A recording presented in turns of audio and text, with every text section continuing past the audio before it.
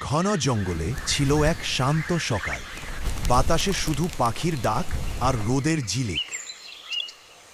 হঠাৎ জঙ্গলের রাজা সিংহ উপস্থিত, তার হাঁটা শক্তি আর গর্বে ভরা।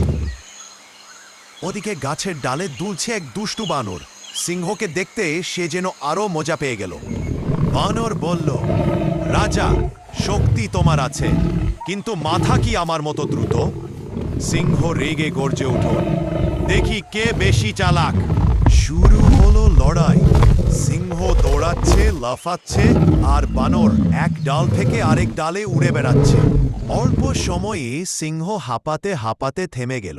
বানর তখন উপরে বসে হাসছে। বানর নেমে এসে বলল, রাজা, শক্তি তোমার, কিন্তু বুদ্ধিও তো বড় জিনিস। সিংহ হাসল। সত্যি তাই। শেষে তারা দুজনে নদীর ধারে বসল। কলা আর মাংস ভাগ করে খেল। লড়াই নয়, বন্ধুত্বই আসল শক্তি।